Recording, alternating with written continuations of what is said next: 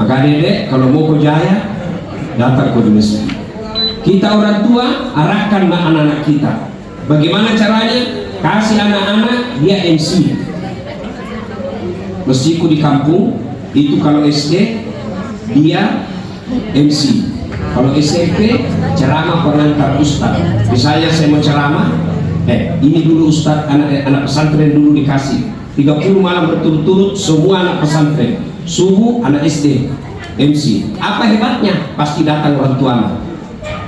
Kamu nanya anak tahu? Anaknya yang tampil orang tuanya domba.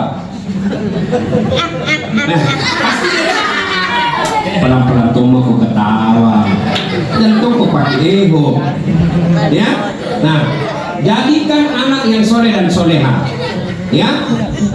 Adek-adek, saya kasih lagi motivasi. Kau datang ke masjid, orang tua ajak ke masjid anakmu. Tidak mungkin anak kita jahat kalau dia rajin ke masjid. Ya. Nah, berikutnya, kalau orang menyembelih itu deh, halo, nah sudah disembelih itu bebek, ya, sapi disembelih. Apakah daging dan darahnya serta tulang-tulangnya sampai kepada Allah? Sampai. Hah? Sampai? Tidak. Oke, dagingnya tidak sampai, darahnya tidak sampai, bulu-bulunya tidak sampai, kukunya tidak sampai. Apanya yang sampai? Ketaatanmu kepada Allah Subhanahu wa Ta'ala. Lalu apa? Kenapa binatang dipotong, Ustaz? Itu ada pesan moralnya. Allah perintahkan potong itu sifat binatang yang ada di dirimu. Menurut Abbas Mahmud Al-Aqad, manusia adalah binatang yang berakal. Jadi kita ini semua binatang menurut teori ini. Tapi bedanya ada akal tak, maka disebut akal budi. Kalau ada orang tidak ada akal budinya, akal itu otak, pikiran, budi, akhlak. Ada orang tidak ada akal budinya, maka Quran menjelaskannya dia lebih hina dari binatang.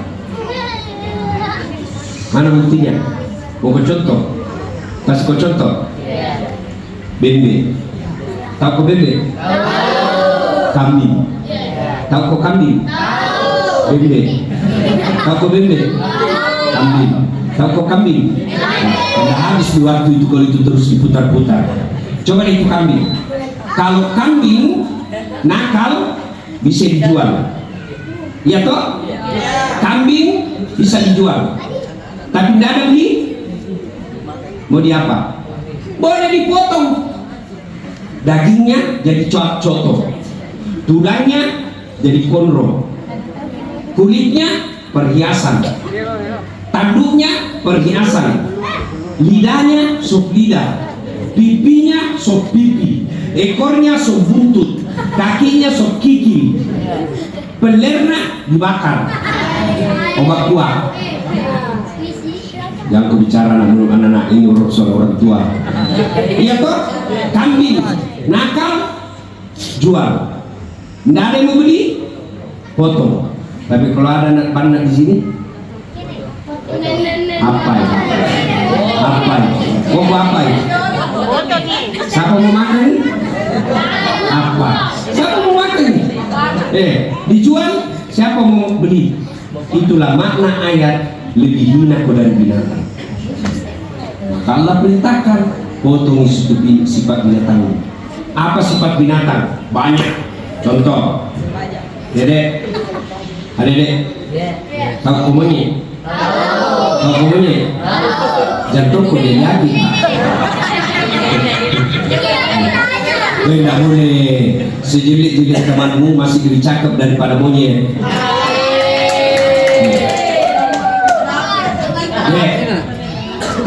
Lihat itu monyet. Lihat itu monyet. Kasih pisang. Nah, makan itu penuhi mulutnya. Nah, simpan lagi di lehernya.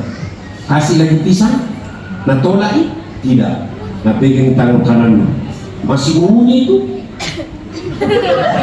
Itu. Nah, pegang tangan kanannya. Kasih lagi. Tangan kirinya lagi pegang.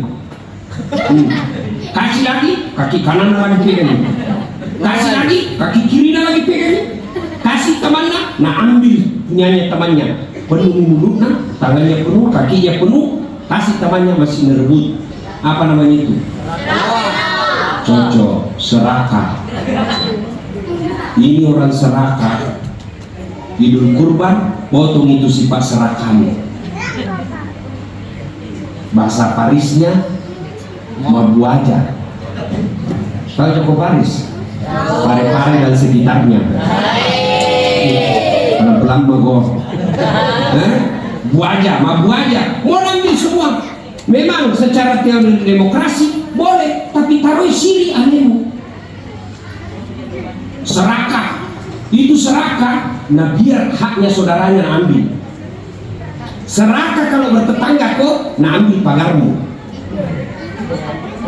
Kalasi itu kalau bikin pagar, kalasi. Nah kasih tiangnya dulu di dalam. Pagarnya di luar. 1 tahun kemudian, nah renovasi. Nah kasih di luar nih, gini. Bikin pagar 1 tahun, nah ambil nih tanahnya orang 1 jengkal. Serakah. Kalau serakah ketemu maceceng, wow dia gak sisa. Masih lebih baik itu seke daripada serakah. Kalau seke nggak mau diambil apa-apanya. Kalau serakah nggak mau diambil barang orang. Itu serakah itu. Maka nanti mukanya orang serakah di akhirat kata Nabi seperti monyet. Kalau ada orang suka ambil barangmu, bilang bagus saja dalam hati, tunggu ke monyet. Ya kan? Lanceng, monyet, ceba. Apa lagi? Daret. Itu semua itu suku semua. Ya. Nah, apalagi sifat binatang? Kurang rasa malu. Bahasa agamanya qillatul haya. Dia kasih rina. Mau lihat itu sapi. Lihat itu sapi. Jalan itu di jalan lengkap. Kayak tidak ada pakai baju. Ya toh, kurang rasa malu. Dia itu anjing. Di tengah orang banyak, mak wambak ji, kucing. Nggak ada rasa malunya. Maka manusia, kalau kau kurban, potong itu kuras sirimu. Itu namanya kurang rasa malu. Ulangnya itu, dulu itu perempuan kalau merokok sembunyi-sembunyi. Sekarang di kafe dulu merokok. Dan lebih memalukannya pakai jilbab pun. Dan mereka sudah tidak malu. Dulu kita orang Bugis Makassar, siri itu bonceng laki-laki perempuan. Kalau ada anak perempuannya dibonceng laki-laki, nah panggil itu anak laki-lakinya. Iko cari itu kakakmu yang perempuan, siapa bonceng? Kalau kau dapat kasih pakai pukul itu laki-laki yang bawa. Gasa orangnya kasih tuh yang dimu. Dulu.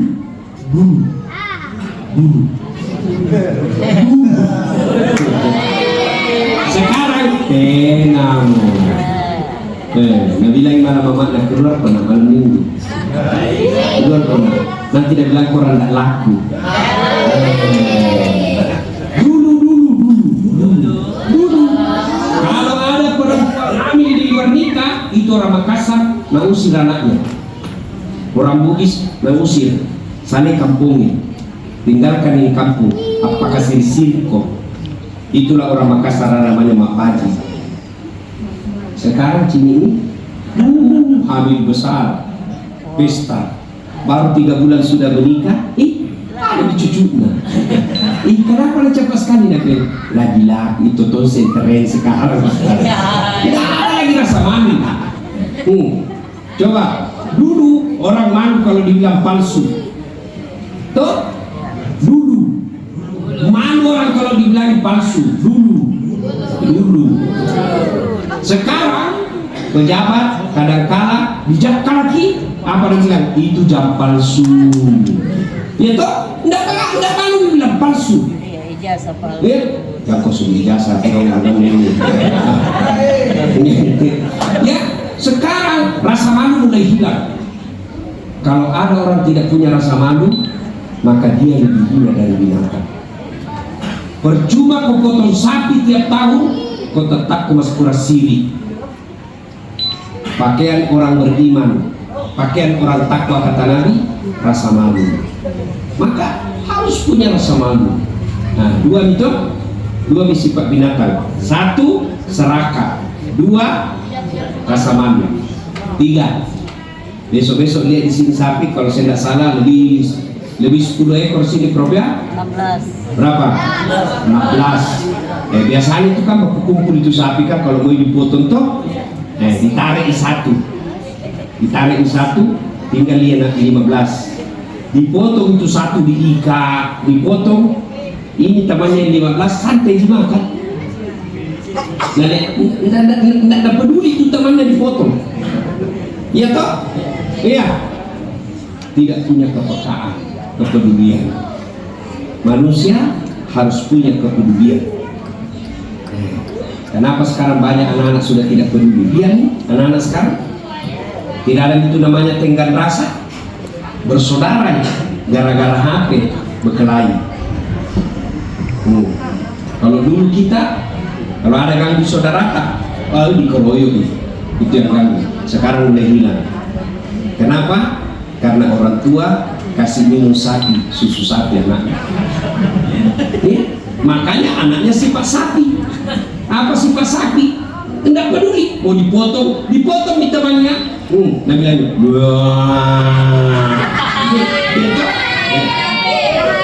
ya, makanya kita punya sifat sapi anak-anak kita sekarang.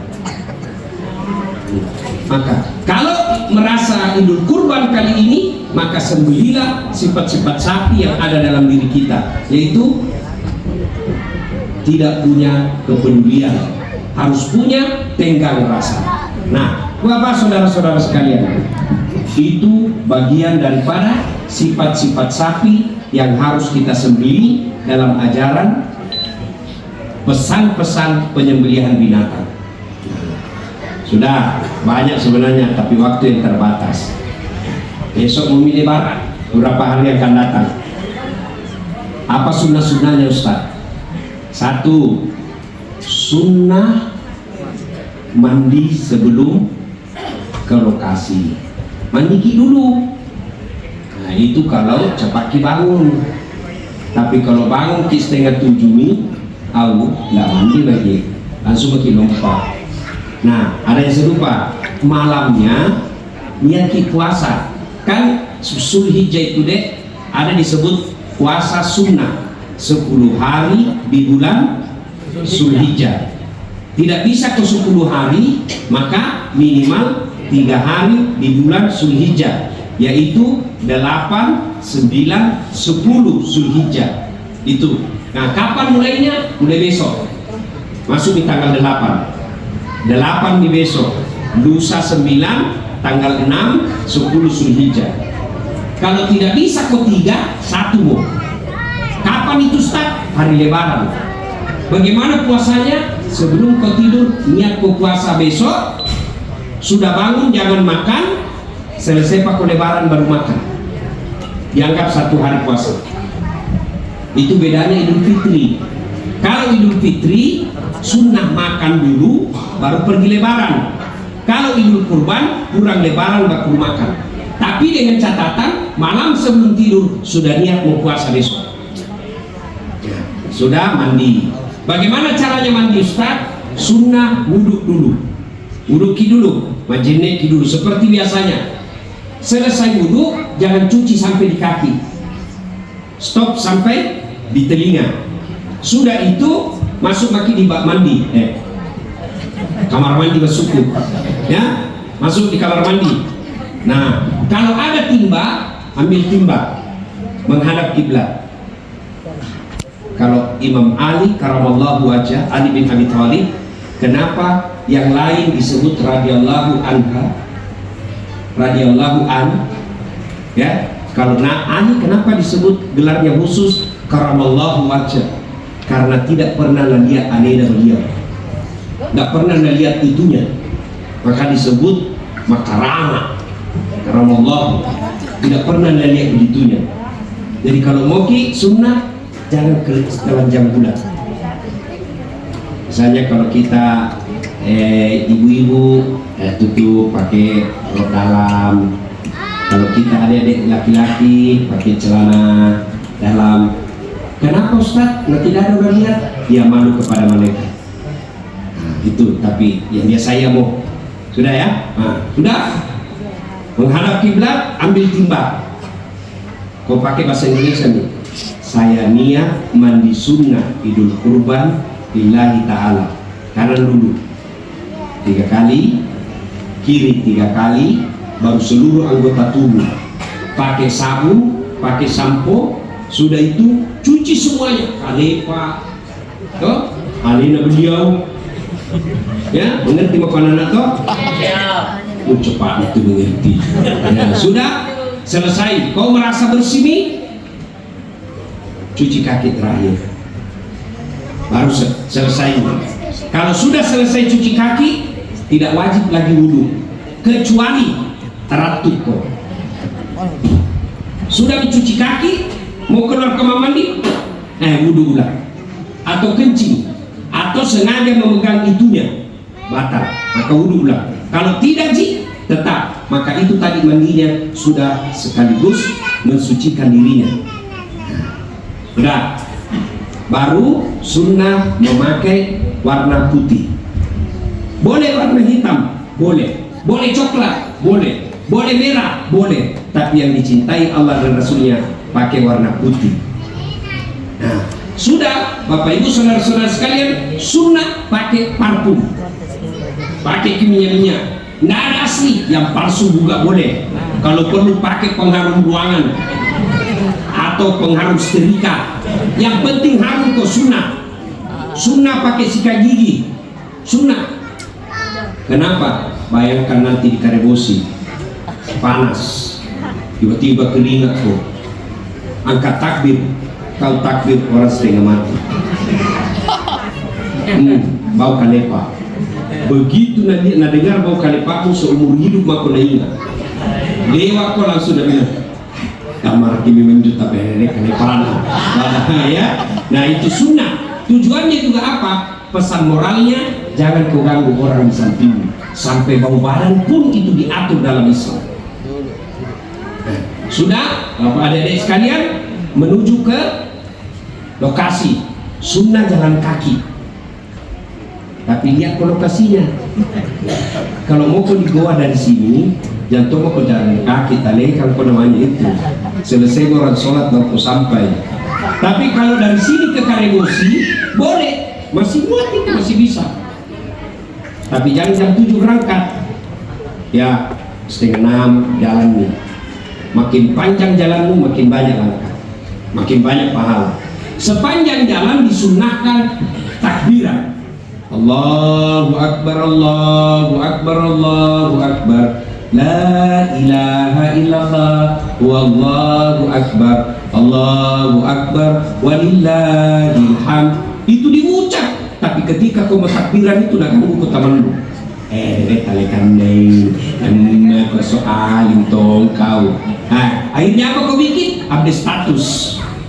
Hai guys, Karebosi guys, baju baru guys. Nah itu setan itu. Ada tahu nggak sejarahnya itu takbiran? Kenapa muncul itu takbiran kalimat itu? Ini ingin ceritanya.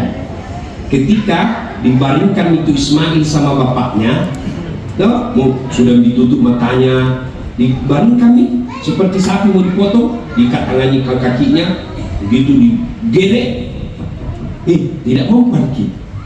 Dan bilang Ismail, main ini pak, keras-keras gitu, memang keras sekali ini. Tidak tergores sedikit pun kulitnya Ismail. Lalu Nabi bilang Ibrahim, barat tumpul ini, parah, hantamkan ke batu. Begitu dihantamkan ke batu, hancur. Tajam ji. Nah ulangi dulu. Nabi bilang Ismail, tunggu dulu pak, tunggu. Apa nak? Buka ikat tanganku, buka ikat kakiku. Kenapa? Nanti kira Tuhan tidak ikhlaskan. Oke, dibuka. Pas dibuka, mau digerek lagi, Allah berfirman di atas. Malaikat cilik asingku. Lihat kau tahu itu Ibrahim. Bertahun-tahun dia harap anaknya. Begitu ada anaknya lagi lucu-lucunya, saya perintah sembelih, dia taat mau sembelih anaknya. Dia ketawa itu hebatnya karena cintanya kepada Allah. Seluruh malaikat membesarkan Allah dengan kalimat Allahu Akbar, Allahu Akbar, Allahu Akbar.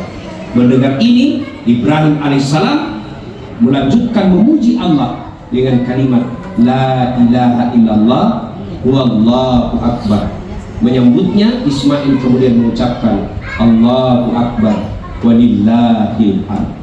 Itu sejarahnya deh. Allahu Akbar, Allahu Akbar, Allahu Akbar. Kalimatnya malaikat La ilaha illallah wallahu akbar.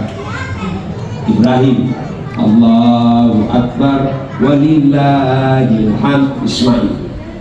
Nah, sudah, lalu Allah perintahkan Jibril, kau ambil itu kibas yang pernah dijadikan mahar anaknya Adam ketika melamar saudaranya, ada itu di surga, ambil itu kibas, ganti lehernya Ismail, ganti. Nah, itulah sejarahnya takbiran. Tapi ketika menuju ke situ, itu banyak godaan. Termasuk ketika Bapak Ibu datang ke masjid, itu setan berusaha menggagalkan. Setan itu Bu, rumusnya dalam hidup, kalau kau tidak bisa kasih rugi, jangan nuntut. Kalau kau tidak bisa kasih dosai, jangan kau dia dapat amal. Maka dia berusaha menggagalkan. Ketika kita mau datang ke masjid, aku raki dulu. Jamak. Bisa kau di rumahmu. Kamu di rumahmu. Bisa soal. Sampai kau di masjid, dia bilang, buru-buru mau kama. Akhirnya apa? Wudhu kita buru-buru. Sempurna wudhunya, masuk ke masjid dan sudah dibina-bina setan. Yang mau dulu, langsung ke dulu. Yang mau salat sunnah, itu setan. Anggaplah kita sholat sunnah, lebih siko lagi, pendek-pendek, yang panjang. Anggaplah sempurna, lebih siko lagi setan. Jago, darah kalaku di sini, langsung wujudku. Saya paling alim, masuk wujud. Itulah setan. Kalau tidak bisa kau merugikan, dia usahakan agar kau tidak untung. Itu setan. Termasuk kalau mau kurban ini, sebenarnya mampu bagi, lebih siko setan. Dulu tahun depan datang itu setannya dalam bentuk apa? Istrimu. Apa ini? 2,5 juta. Mau korban apa? Korban orang di masjid. Lekan tongko kau. Korban sebayang lurus. Setan. Dan ini setan perempuan lebih susah diusir daripada nanya. Kalau setan itu tidak kelihatan, bacaan tahu selalu. Tapi setan dalam bentuk istrimu, apa tidak? Baca kosak gelu poge. Nah, itu begitu. Kenapa Allah menganjurkan jamaah haji? Kan waktu setan itu goda Ibrahim dilempari, nah goda Hajar dilempar tongi, nah goda Ismail dilempar tongi. Itulah yang jadi sekarang melempar 3 jumroh. Itu pesan moralnya bahwa setan itu musuh yang abadi buat kalian. Nah, setan kalau tidak bisa dilihat jauh lebih gampang dikalahkan daripada setan dalam bentuk teman. Betul? Misalnya, ya Abu mau pergi ke masjid, mau datang temannya, dia mau ketalikan tuh, masih muda ya kok. Nanti setan begini jauh lebih susah diusir. Ya, bagaimana tuh caranya diusir setan begini? Bilang mau saja, biar nih. Kalau nak bilang kok, saya dulu waktu ke sekolah deh. Kalau nak bilang kat temanku waktu ke SMA, pergi ke masjid di sholat duha 2 rakaat. Dia bilang temanku, deh kampungan deh ini. Apa aku bilang? Biar nih daripada kau dari kampungmu. Apa? Itu setan selalu ada ketika kita mau berbuat baik. Maka di bulan Zulhijjah ini kita lanjutkan lagi ya. Tadi sudah ke masjid sampai di lokasi. Kalau di Karebosi yang kau sholat tahiyatul Karebosi tidak ada sholat sunnahnya karena belum masuk waktu duha. Sampai ambil tempat paling depan sunnah. Nah sunnah juga bawa uang kecil untuk hadiah atau untuk sedekah. Kalau tidak mampu, paling tidak jangan minta-minta. Bawa sedekah, uang baru, uang 20.000 kita bagi-bagikan. Sampai di lokasi, duduk. Ya, tidak ada sholat tahiyatul masjid ke lapangan, misalnya di Karebosi. Sudah itu dengar sambil takbiran. Kalau malu kau dengar temanmu, cukup kecil-kecil saja. Allahu Akbar, Allahu Akbar. Kalau itu bagian daripada niatmu untuk melawan syaitan, itu bagian daripada jihad. Sudah ikut sholat, ikuti sholat. Selesai sholat jangan pulang. Biasanya itu saya lihat di Karebosi, selesai sholat ambil sajadahnya pulang. Nggak boleh kau dulu pulang. Kenapa? Khotbah adalah bagian dari sholat Idul Adha. Selesai langsung pulang, adik-adik sekalian. Kalau Idul Kurban itu khotbahnya diusahakan dipercepat. Kenapa? Karena kita mau penyembelihan. Kalau Idul Fitri diusahakan agak ditunda. Untuk apa? Menunggu orang yang menyelesaikan yang belum selesai zakat fitrahnya. Nah, sudah, baliklah kita ke rumah. Adik-adik, sebagai anak Ismail, sebagai adik-adik yang mau mencontoh Ismail, datang minta maaf sama orang tua. Ya, cuma rata-rata kita anak remaja selesai lebaran, buka baju, buka kudu, ganti pakaian, ambil motor, pergi Tanjung Bunga. Ada kalau sama di Tanjung Bunga dong. Orang tua dulu datangi, cium tangannya, cium kakinya kalau perlu, minta maaf. Dan hebatnya itu kalau minta maaf sama orang tua, belum pakai minta maaf apa nak bilang, ku maafkan Pak Kuna, belum pakai minta maaf, saya maafkan. Tapi cewek sekarang bukan minta maaf sama orang tuanya, langsung pergi minta maaf sama cowoknya. Dan sudah cintanya dia minta maaf kakaknya. Baru 2 bulan pacaran aku panggil papi mam. Hati-hati kalau nanti kami duluan. Oke, waktu Isa sudah hampir tiba. Mungkin ada yang mau bertanya, dipersilakan. Oke, Bocil mau bertanya, mungkin mana Bocil? Mana Bocil? Mana ke Bocil? Ya, mau bertanya.